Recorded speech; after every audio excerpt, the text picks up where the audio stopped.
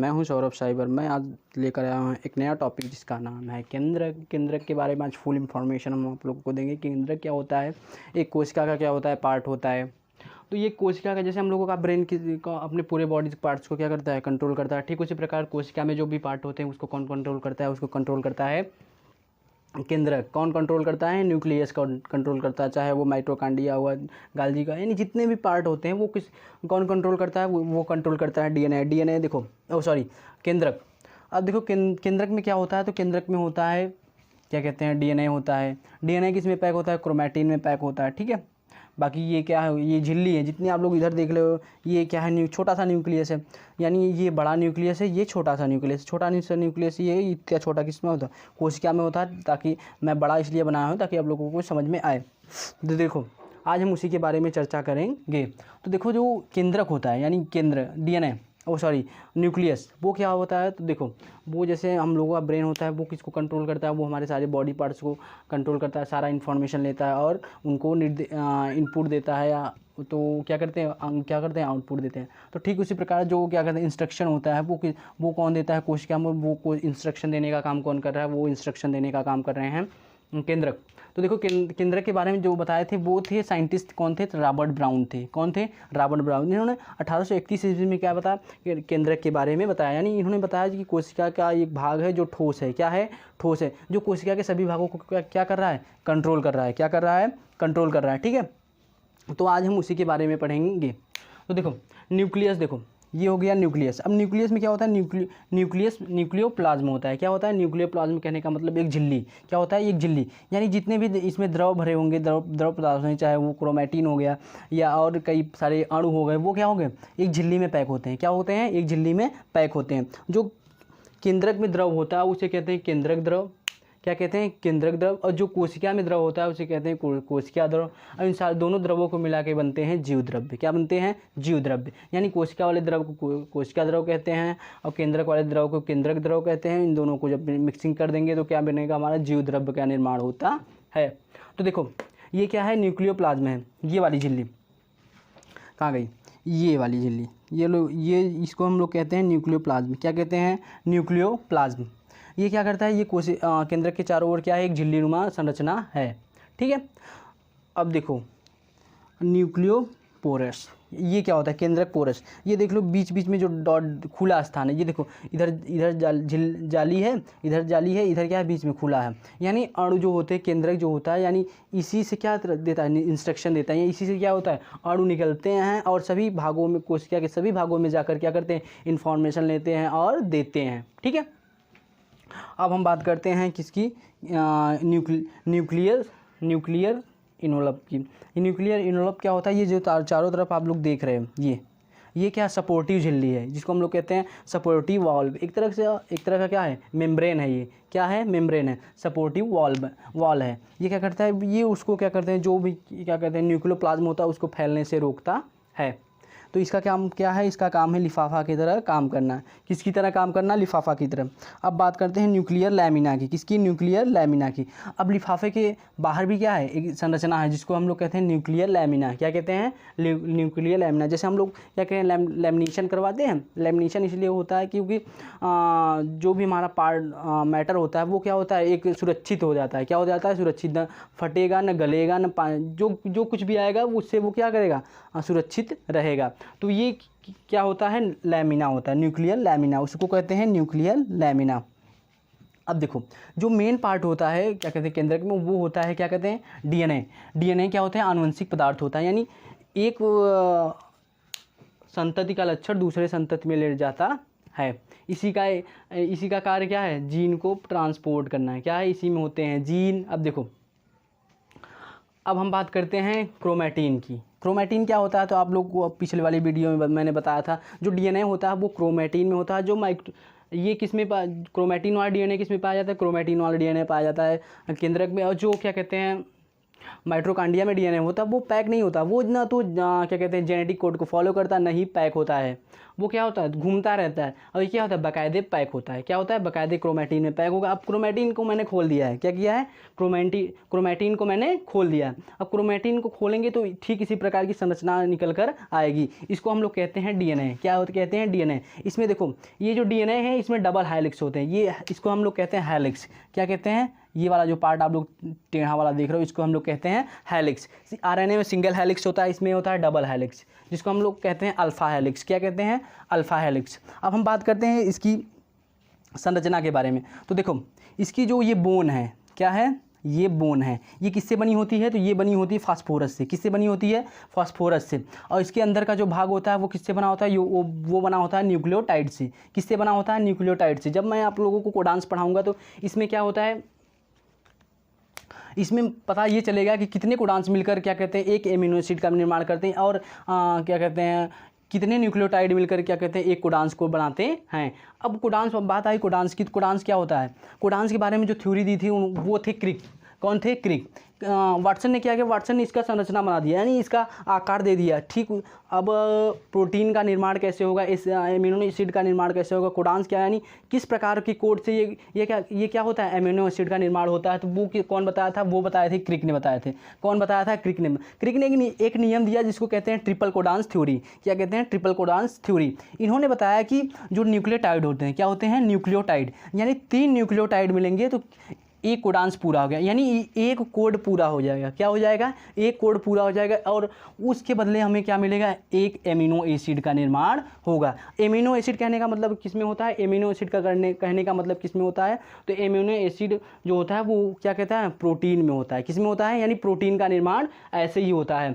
अब ठीक उसी प्रकार हम बात करते हैं तो इसमें देखो न्यूक्लियोटाइड कौन कौन से होते हैं, एडनिन होता है, थाइमिन होता है, ग्वानिन होता है, साइटोसिन होता है। Adenine, thymine, guanine, cytosine. और आरएनए में क्या होता है, तो आरएनए में देखो थाइमिन की जगह क्या हो जाएगा, यूरोसिल हो जाएगा। क्या हो जाएगा, यूरोसिल हो जाएगा। यूरोसिल कहने का मतलब ये है, इसकी जो कोड है, इन दोनों के कोड को अगर हम मिला देंगे तो कितने कोडांस होंगे, इन दोनों को कोड को मिलाकर हम लोग 64 कोडांस बनाते हैं। कितने कोडांस बनाते हैं, 64। जो मेरी 2 या 3 वीडियो के बाद आने वाला है वो है कोडांस। कोडांस एक अलग सा चैप्टर है जिसमें मैं पढ़ाने वाला हूँ क्या कहते हैं कोडांस के बारे में, यानी किस प्रकार किन कोडों से मिलकर, जेनेटिक कोडों से मिलकर एमिनो एसिड का निर्माण होता है और प्रोटीन का निर्माण होता है। अब हम बात करते हैं इसमें थोड़े से फैक्ट्स के बारे में। किसकी, फैक्ट्स के बारे में। तो देखो जो ह्यूमन सेल में डीएनए होता है, यानी एक सिंगल सेल में जो ह्यूमन सेल में डीएनए होता है उसकी लंबाई कितनी होती है, तो उसकी लंबाई होती है 2 से 3 मीटर। कितनी होती है, 2 से 3 मीटर। 2 से 3 मीटर कहने का मतलब ये है, अगर मान लो हमारे पास एक सिंगल ह्यूमन सेल है, क्या है, सिंगल ह्यूमन सेल, तो वो जो डीएनए की लंबाई होती है, पूरी लेंथ होती है, वो कितनी होती है, वो 2 से 3 मीटर होती है। और हम बात करें क्या कहते हैं सेल की लेंथ की, तो सेल की जो लंबाई होती है वो कुछ 6 माइक्रोन होती है। कितनी माइक्रोन, 6 माइक्रोन होती है। कितनी माइक्रोन होती है, 6 माइक्रोन होती है। और सोचो आप लोग इसी से अंदाज़ा लगा सकते हो, सेल हमारी इतनी छोटी है, उसमें क्या कहते हैं क्रोमेटिन में जो डीएनए पैक होता है उसकी जो लंबाई होती है वो 2 से 3 मीटर होती है। 2 से 3 मीटर आप लोग समझ सकते हो कम से कम 6 फीट। कितना, 6 फीट, यानी हमसे भी क्या इतना ऊपर, 6 फीट। सोचो इतनी छोटी सी कोशिका जो हमको क्या कहते हैं नग्न आँखों से नहीं देख सकते, तब पर भी वो उसमें कितना बड़ा डीएनए होता हो, तो उसमें होता है 6 फीट का डीएनए होता है। अब हम बात करते हैं, देखो अब थोड़ा सा इधर फैक्ट्स के बारे में। जो यूकैरियोटिक का सेल का सबसे बड़ा भाग क्या होता है, तो यूकैरियोटिक का सेल का सबसे बड़ा भाग होता है न्यूक्लियस। प्लांट सेल का बात करें तो प्लांट सेल में जो सबसे बड़ा भाग होता है उसको कहते हैं हम लोग प्लास्टिड। क्या कहते हैं, प्लास्टिड। अब देखो यूकैरियोटिक सेल में न्यूक्लियो प्रोटीन का बना होता है, यानी यूकैरियोटिक सेल होती है जो उसका केंद्र किससे बना होगा, उसका केंद्र बना होगा न्यूक्लियो प्रोटीन से। किससे बना होगा, न्यूक्लियो प्रोटीन से। कहने का मतलब क्या है, इसमें डीएनए होता है। डीएनए किससे बना होता है, न्यूक्लियोटाइड से बना होता है। किससे बना होता है, न्यूक्लियोटाइड से। और कितने न्यूक्लियोटाइड मिलकर एक एमिनो एसिड का निर्माण करते हैं, तो 3 न्यूक्लियोटाइड मिलकर एक एमिनो एसिड का निर्माण करते हैं, और उसी से हमारा एक कोडांस पूरा होता है। कितने कोडांस, एक कोडांस, यानी कुल मिलाकर हम अगर बात करें तो इसमें कितने कोडांस होंगे, इसमें 6 या 7 कोडांस होंगे। कितने, 6 या 7 कोडांस। जब तक हमारा कोड पूरा, जेनेटिक कोड पूरा नहीं हुआ, तब तक हमारे कोडांसों को क्या करेंगे, स्टेप बाय स्टेप हम लोग क्या करेंगे, फॉलो करते रहेंगे। ठीक है। अब हम बात करते हैं क्या कहते हैं न्यूक्लियस का डायमीटर, यानी पूरे न्यूक्लियस का डायमीटर कितना होता है, पूरे न्यूक्लियस का डायमीटर होता है 6 माइक्रोमीटर। कितना होता है, 6 माइक्रोमीटर पूरे न्यूक्लियस का क्या होता है, डायमीटर होता है, यानी व्यास होता है। अब हम बात करें यूकैरियोटिक सेल तो देखो शेप में कैसा होता है, यूकैरियोटिक सेल ऐसे होती है, गोली होती है, कैसे होती है, सर्कल में होती है। और जो प्रोकैरियोटिक होती है वो कैसी होती है, रेक्टेंगल में होती है। कैसी होती है, रेक्टेंगल में होती है। अब जो हमारा सेकेंड है ह्यूमन बॉडी में, अब हम बात करते हैं पूरे ह्यूमन बॉडी में, यानी हमारी जो पूरी ह्यूमन बॉडी है वो किससे मिलकर बनी होती है, वो हमारी सबसे छोटी यूनिट होती है सेल, यानी सेल से हमारी बॉडी मिलकर बनी होती है। तो सोचो पूरी ह्यूमन बॉडी में कितने ग्राम, कितना वजन का क्या होता है, डीएनए होता है। तो पूरी बॉडी के सेल की डीएनए की बात करें हम लोग, तो पूरी बॉडी की सेल अगर हम लोग निकालेंगे, उसमें से अगर डीएनए निकालेंगे तो कितना डीएनए मिलेगा हम लोगों को, तो वो मिलेगा 223 ग्राम। कितना मिलेगा, 223 ग्राम। सोचो हाँ, हमारा शरीर मान लो कि किसी आदमी का शरीर 100 किलो का है, कितने किलो का है, 100 किलो का है। तो उसमें से अगर हम पूरी कोशिका को निकालें, यानी पूरा शरीर उसका तहस नहस करके अगर हम डीएनए को कलेक्ट करें, कितना डीएनए होता है, अप्रॉक्स 223 ग्राम। कितना डीएनए होता है, 223 ग्राम। एक डीएनए की लंबाई कितनी होती है, ये जो सिंगल सेल में होता है डीएनए, उसकी लंबाई होती है 1 से 2 से 3 मीटर, यानी 6-7 फीट का एक डीएनए होगा सिंगल सेल में। और पूरी अगर ह्यूमन बॉडी की बात की जाए तो कितना ग्राम डीएनए होता है, तो पूरी ह्यूमन बॉडी में क्या होता है, 223 ग्राम होता है। हालांकि ये एग्जैक्ट नहीं है, क्योंकि बॉडी जो होता है वो कोई मोटा है, कोई पतला है, तो वो जो होता है, जो मोटा होगा उसमें क्या होंगे, वो ढेर सारी कोशिकाएं और ज़्यादा बढ़ जाएंगी। तो ये फैक्ट जो है, ये क्या कहते हैं, एक 60 kg, कितना, 60 kg, यानी इसको हम लोग क्या कहते हैं, स्वस्थ मनुष्य मानते हैं। वयस्क मनुष्य का जो वजन होता है वो कितना होना चाहिए, 60 kg होना चाहिए। कितना होना चाहिए, 60 kg। तो हम इसको लेके चलते हैं, तो इसमें कितना डीएनए का वजन होगा, इसमें पूरा अगर पूरी बॉडी की सेल को हम खाली करें तो कितना डीएनए हमको मिलेगा, 223 ग्राम। ठीक है, अब हम बात करते हैं पर सेल। कितना, पर सेल। तो देखो पर सेल कहने का मतलब ये है, यानी एक सेल में कितने ग्राम डीएनए मिलेगा, तो एक सेल में क्या कहते हैं, 6 पिकोग्राम डीएनए मिलेगा एक सेल में। ये मान लो इससे भी छोटी होती है सेल, हमको आँख से नहीं दिखती है। तो इसमें कितने डीएनए का वजन कितना होगा, इसमें डीएनए का वजन होगा 6 पिकोग्राम। 6 पिकोग्राम का एक डीएनए, पूरी बॉडी में कितने ग्राम की डीएनए मिल सकते हैं, पूरी बॉडी में क्या कहते हैं, 223 ग्राम डीएनए मिल सकते हैं। अब हम बात करते हैं डीएनए का अणु व्यास, यानी डीएनए में ये जो छोटे छोटे आप लोग अणु देख रहे हो, ये वाला ऐसे होते हैं। ये जो इनके अणुओं का व्यास कितना, डायमीटर कितना होता है, तो इनके अणुओं का व्यास 20 एंगस्ट्रॉम होता है। 1 एंगस्ट्रॉम बराबर 10⁻⁻10 मीटर। अब देखो दो आबंधों के बीच की दूरी, दो आबंध मतलब समझते हो आप लोग, जैसे एक आबंध बना किसका, एडेनोसिन का, एक आबंध बना क्या कहते हैं, थाइमिन का। तो इनकी बीच की दूरी कितनी होती है, तो इनकी बीच की दूरी कितनी होती है, तो 0.34 नैनोमीटर। कितनी होती है, 0.34 नैनोमीटर।